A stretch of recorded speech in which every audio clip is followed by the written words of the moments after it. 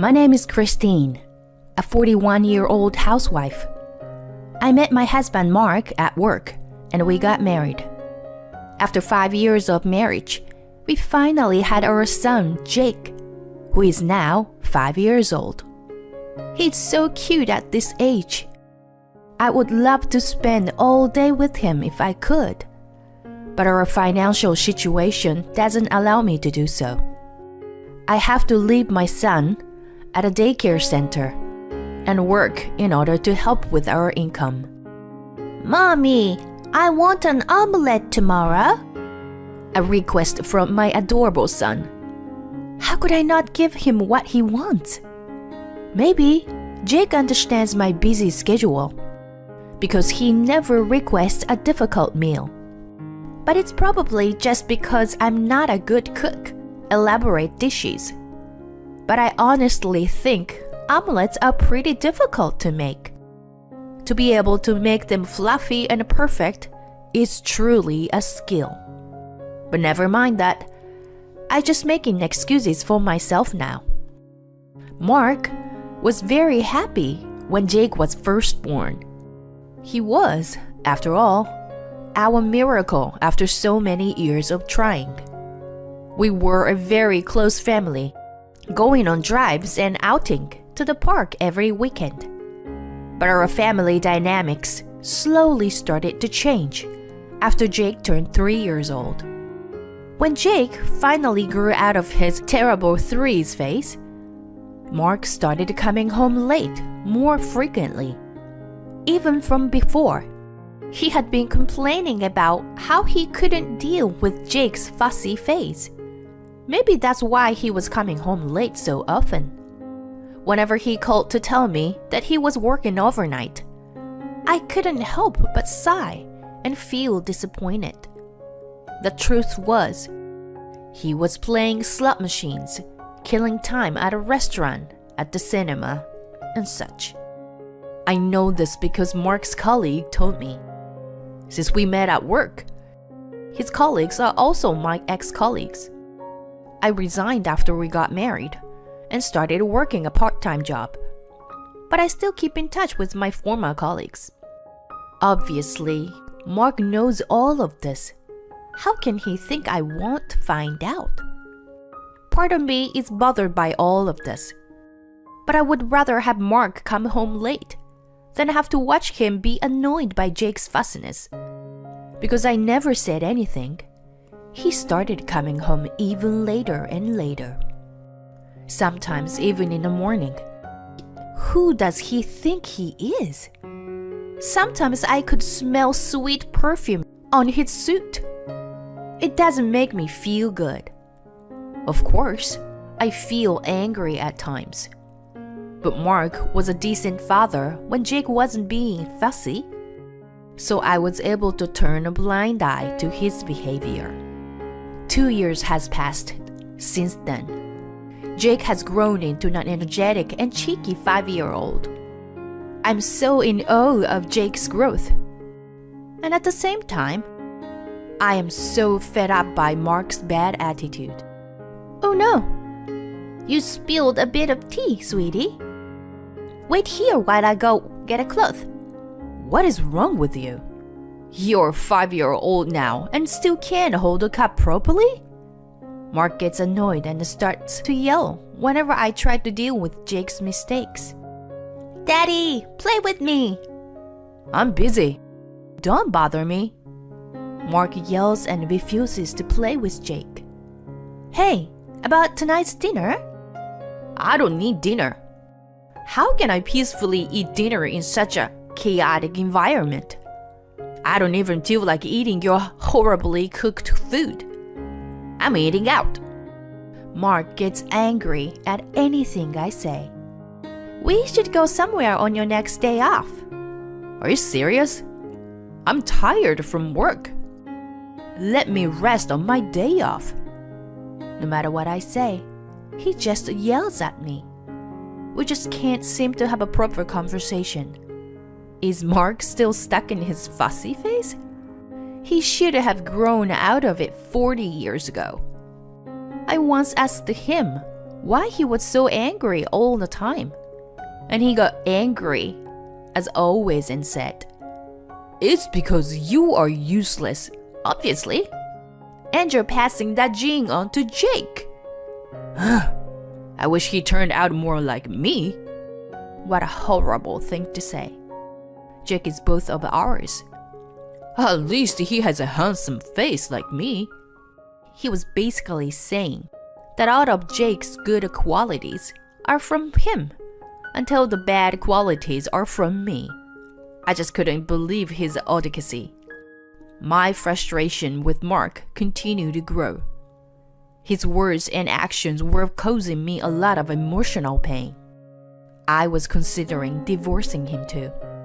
He was one strike away from ending our marriage because of his behavior and lack of respect for our family. Yet, I stayed because I still had love for my husband. Even though Jake was scared of Mark, he still loved him too. I was so tired of being with my husband who was hardly ever in a good mood. But I didn't have the courage to break up our family. One day, my husband brought up something. What? A trip? Yes, with some colleagues from work. You know them, don't you? The ones I'm close to. Oh, the two guys who were enjoying their single life? Yeah, them. They're going on a trip together, so I decided to join them. Seriously? What's wrong with that? I've been patient for a long time. This family takes up all my time. I never had time for myself. And you spend all of the money I earn on useless luxuries. I have the right to relax once in a while. I am not spending any money on luxuries. We live so frugally since you only give me the bare minimum amount of money. This was the truth. I leave Jake at daycare and work. But the harder I work, and the more money I make, the less money Mark puts into our family. I actually put more into it than him, while he is probably playing around and spending whatever he has left. Otherwise, there is no way he could afford to pay for this trip. Shut up! I'm going away for a week from tomorrow, whether you like it or not. And you better not complain. Tomorrow? I was surprised about the trip in general, but was even more surprised that it was from tomorrow. I could feel my blood start to boil. I was about to argue back when I heard, Mommy! Jake, who was supposed to be sleeping, had woken up. I ran to him, flustered. I'm sorry, Jake. Did I wake you up? Come on, let's go back to your room, so Mommy can sleep with you. But the moment I touched his body to put him to sleep, I knew something was wrong. Jake, your body is so hot. Mommy, my head hurts. Jake? I looked at Jake's face, and the next moment, his eyes had rolled up and he collapsed.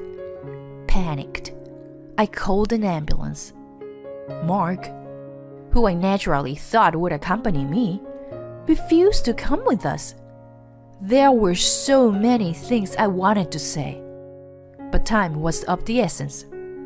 I had no choice but to get into the ambulance alone. Thankfully, the test results showed that it was not a serious illness, but Jake was admitted to the hospital for more tests just in case. I called Mark to give him updates. What do you want? I can tell he's extremely annoyed, but I don't have time to worry about it.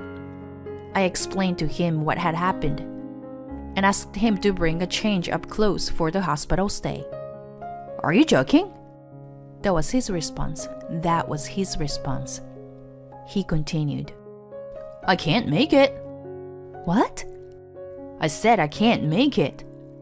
I don't want to be late for tomorrow's trip. So, I'm going to stay at my colleague's tonight. Are you serious?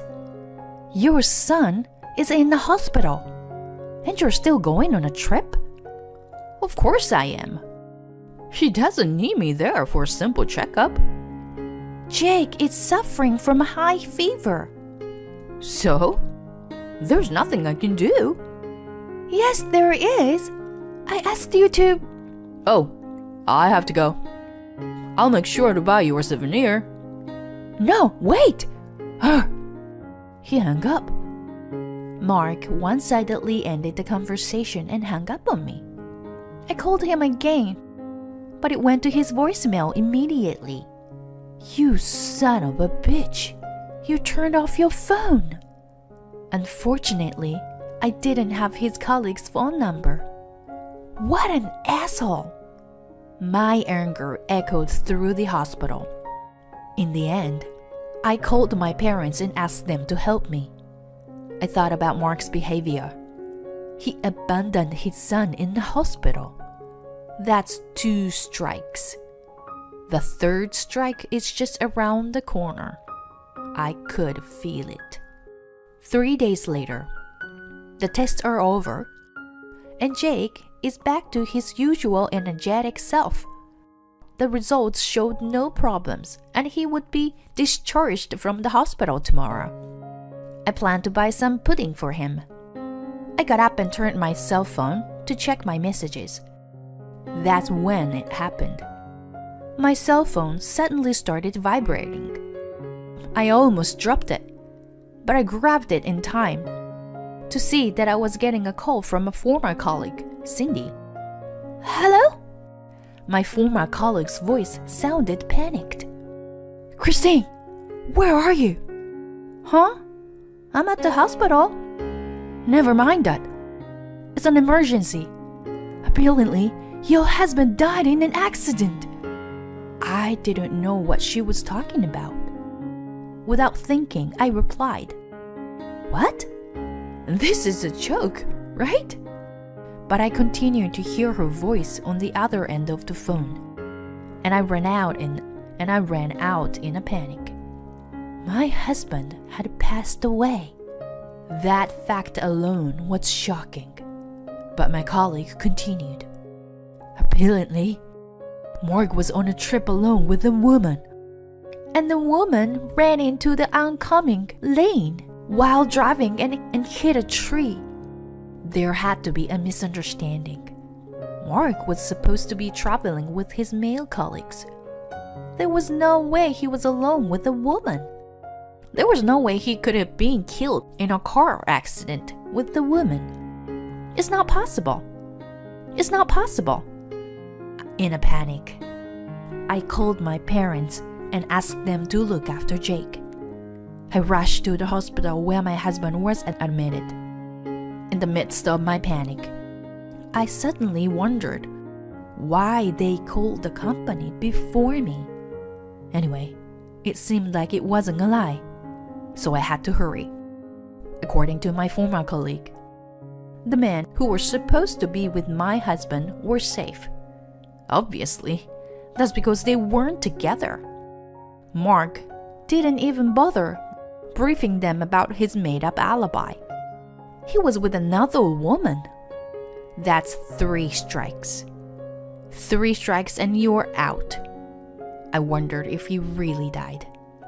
I needed to verify the facts of this situation. Honey! A rattle opened the hospital room.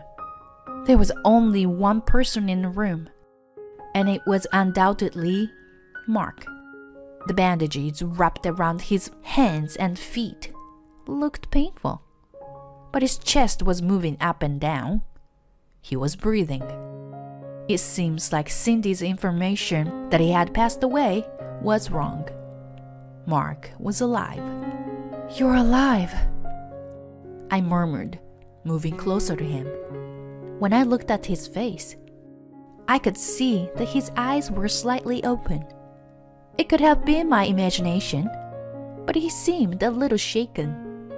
Maybe he didn't think the company would contact me right away. My husband spat out in his usual grumpy tone. Took you long enough. Your husband's been in an accident, and it takes you ages to get here. You useless piece of shit. Well, good to see he is still his usual self. He looks pretty battered.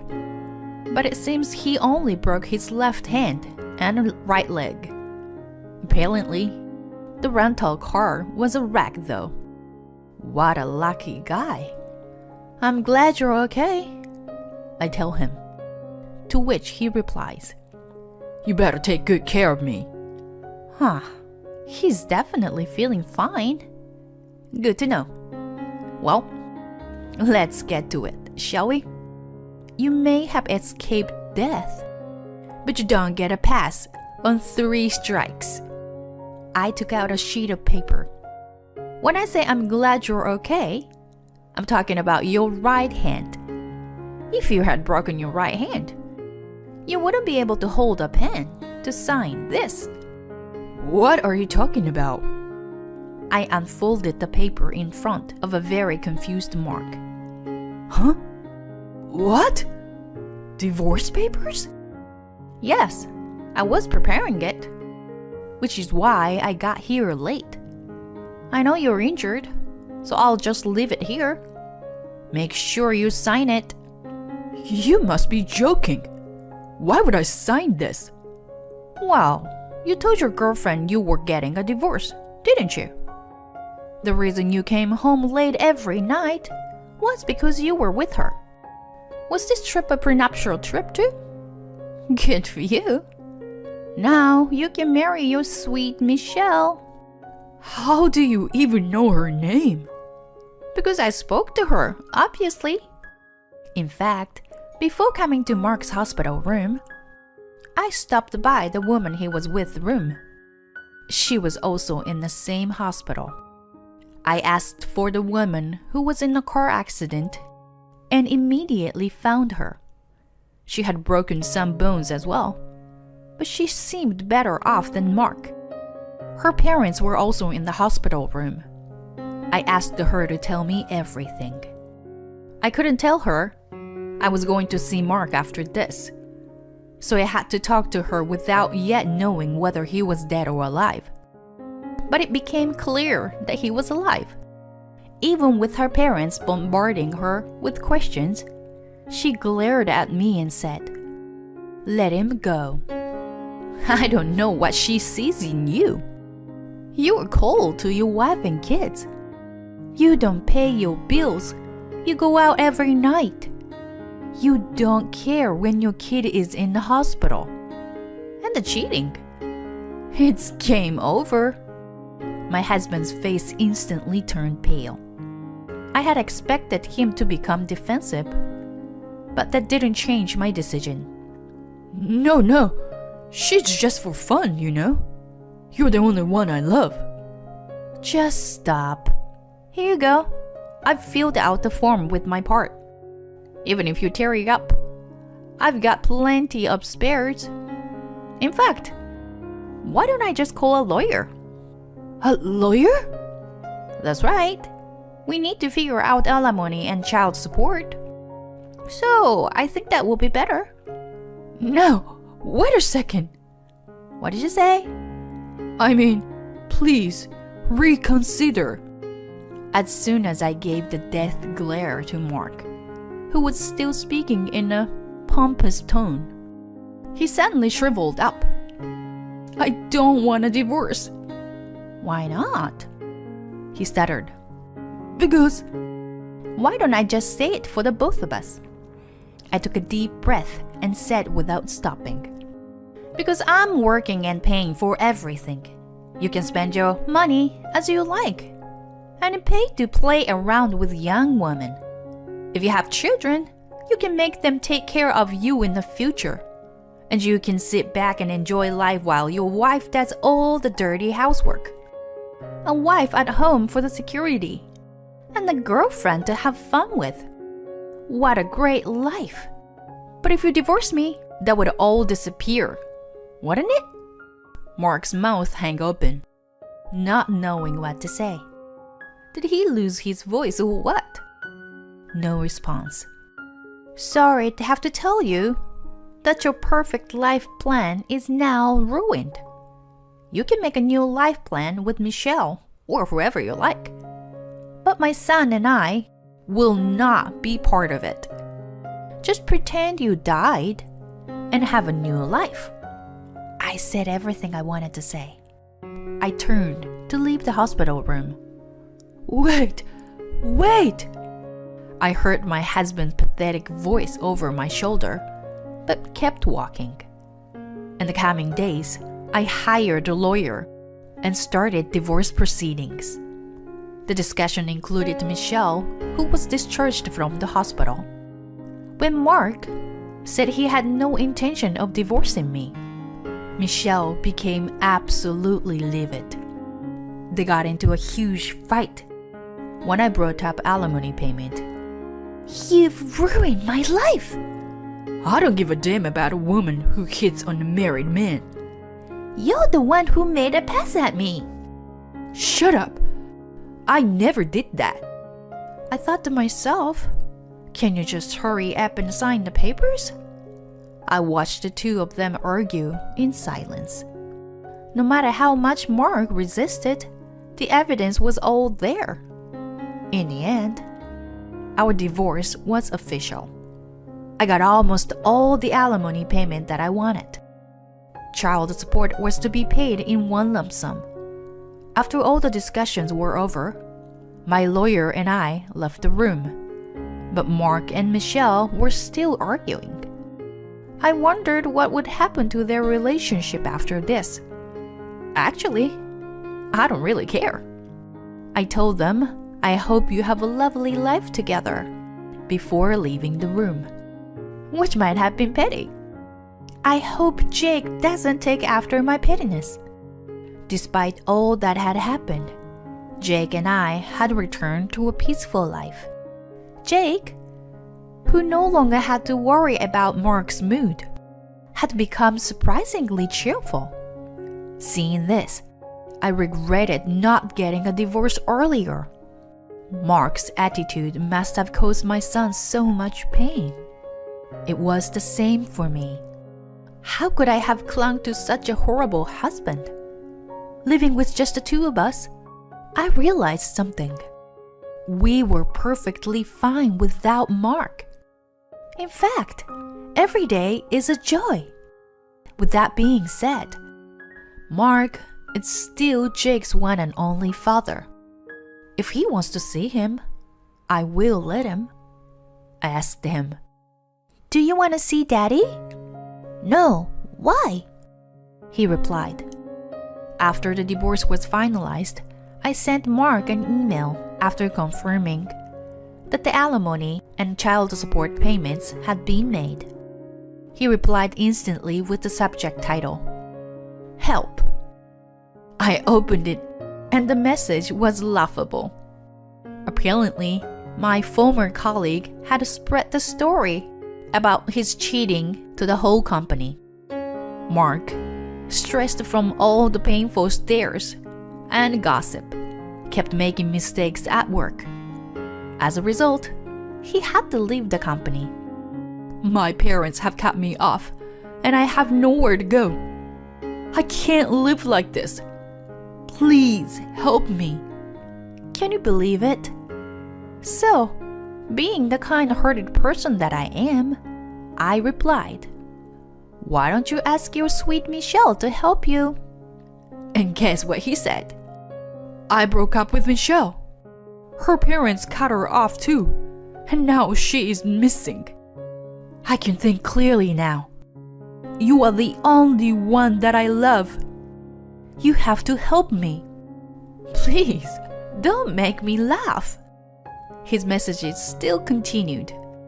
I'm behind on my cell phone bill, and it's going to stop working tomorrow.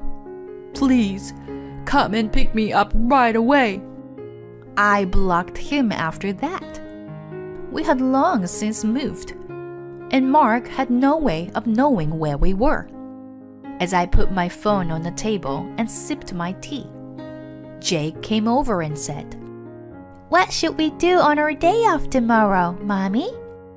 I thought for a moment and said, "How about I pack us some lunch? And we can go to the aquarium." A big smile erupted from Jake's face. "Yay! I want to go to the dolphin show." Seeing my son so alive and excited, I couldn't help but smile.